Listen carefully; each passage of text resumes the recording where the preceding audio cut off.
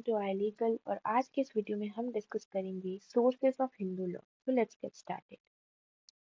तो हिंदू लॉ की बात करें तो हमेशा से माना गया है कि हिंदू लॉ का ओरिजिन एक डिवाइन ओरिजिन रहा है। एक थ्योरी ये भी सजेस्ट करती है कि जो हिंदू लॉ है वो डिराइव हुआ है वेदास से। लेकिन वहीं वेस्टर्न जूरिस्ट को ये लगता था कि हिंदू लॉ हमेशा से एंशियंट कस्टम्स और यूसेज पे बेस्ड है। धर्मशास्त्र के अनुसार अगर हम बात करें तो हिंदू लॉ को हमेशा सैक्रोसैंक्ट, इनवॉयलेबल और इम्यूटेबल माना गया है। मतलब कि ये पुण्यमय है, पवित्र है और अपने आप में अडिग है।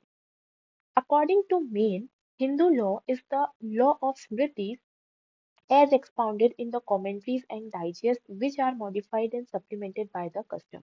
तो मेन के अकॉर्डिंग हिंदू लॉ जो है वो स्मृति का लॉ है और वो बेस्ड है कमेंट्रीज एंड डाइजेस्ट पे, जो कि समय समय पर मॉडिफाई की गई और सप्लीमेंट की गई कस्टम्स की थी।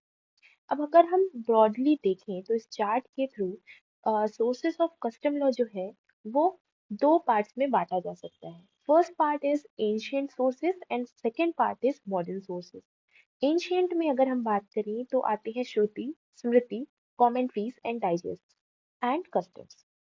मॉडर्न सोर्सेस में precedent, legislations and equity, justice and good conscience. अब अगर हम एक एक सोर्स को डिटेल में देखें तो सबसे पहले बात करते हैं श्रुति की। तो जो टर्म है श्रुति वो डिराइव हुई है फ्रॉम द वर्ड श्रु विच मीन्स टू हियर, यानी कि सुनना। तो श्रुति वर्ड की जो उत्पत्ति है, ओरिजिन है, वो श्रु से हुआ जिसका मतलब होता है सुनना। तो श्रुति को माना गया है कि ये प्राइमरी सोर्स है और पैरामाउंट सोर्स है हिंदू लॉ का। और ये बिलीव किया जाता है कि जो वर्ड्स ऑफ डाइटी है, यानी कि गॉड के वर्ड्स हैं, वो रिवील किए गए थे सेजेस को, यानी साधु संतों।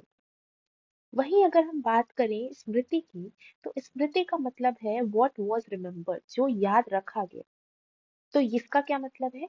It is the recollection of rishis containing principles of Hindu law which were handed down two successive generations. इसका मतलब ये हुआ कि जो भी ऋषि मुनियों को याद रहा और जो भी उन्हें बताया गया after generation, generation after generation, जो भी उन्हें अपने पूर्वजों से पता चलता गया और वो चीजें जितनी उन्हें याद रही, वो कहलाती है स्मृति। और स्मृति भी टू पार्ट्स में डिवाइडेड है, जो कि है प्राइमरी एंड सेकेंडरी स्मृति। तो इसके साथ ही अगर हम बात करें श्रुति की, तो श्रुति के अंतर्गत हमारे चार प्रकार के वेद आते हैं: ऋग्वेद, सामवेद, अथर्ववेद और यजुर्वेद। और इसके साथ साथ हमारे जो उपनिषद हैं वो भी इसके अंतर्गत आते हैं। ठीक है। इसके बाद स्मृति को बांटा जा सकता है दो अलग कैटेगरीज में। फर्स्ट वन इज धर्म सूत्रास एंड अदर वन इज धर्मशास्त्र। तो प्राइमरी स्मृतिज वर क्लासिफाइड इनटू धर्म सूत्र एंड धर्मशास्त्र। धर्म सूत्र जो है वो प्रोज स्टाइल में है और जो धर्म शास्त्र है वो पोएट्री स्टाइल में है, मतलब पोयम के जैसे लिखे गए।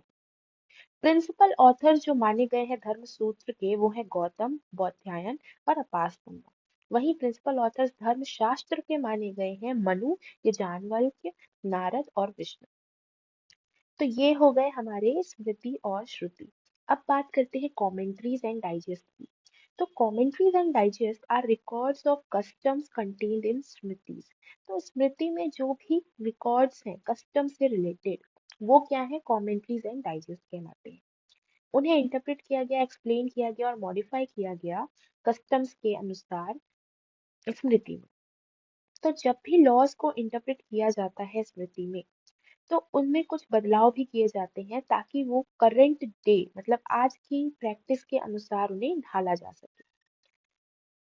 तो कुछ प्रिंसिपल कमेंट्रीज की बात करते हैं। तो सबसे पहले है दया भाग जिमोतवाहन के द्वारा। देन मिताक्षरा जो कि कमेंट्री यजानवल स्मृति की है, विजनेश्वर के द्वारा। Vivada Ratnakara by Chandeshwar. Daya Tattva by Raghunandan. And जो मिताक्षरा और दया भाग हैं, इन्हें बहुत ज्यादा एक्सेप्टेबिलिटी मिली थी अथॉरिटेटिव सोर्सेज के द्वारा। ठीक है। तो ये थे हमारे कमेंट्री जिसमें कि दया भाग, मिताक्षरा, ये दोनों काफी इंपॉर्टेंट है। अब हम बात करते हैं मिताक्षरा एंड दया भागा की। अब हम बात करते हैं जुडिशियल डिसीजंस की। तो जुडिशियल डिसीजंस को भी एक प्राइमरी सोर्स माना गया है, सोर्स ऑफ लॉ का। On every point of law, there are number of decisions which have interpreted various commentaries, स्मृति। ठीक है।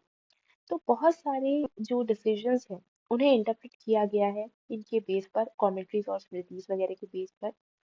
Decisions of Supreme Court in large number of areas of Hindu law are binding as having authoritative force.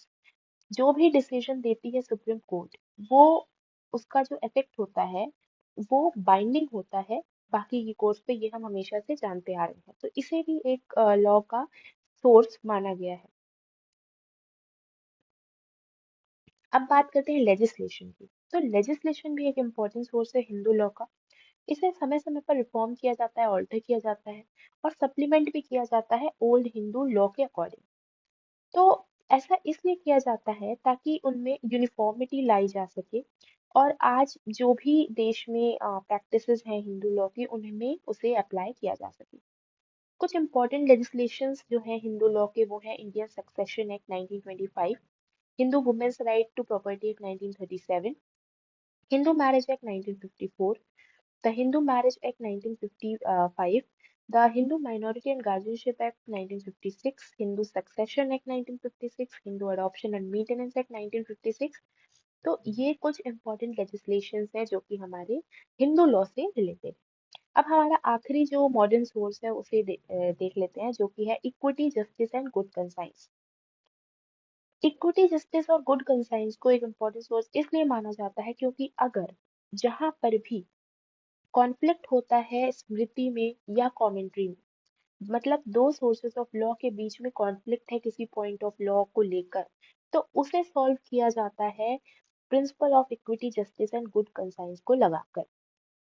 Supreme court ने Gurunath versus Kamlabai 1951 के leading judgement में बोला था कि जहां पर भी हिंदू लॉ में कोई रूल नहीं है, absence of any rule of Hindu law है, वहां पर कोर्ट के पास अथॉरिटी होगी कि उन केसेस को वो principle of equity, justice and good conscience लगाकर सॉल्व कर सके।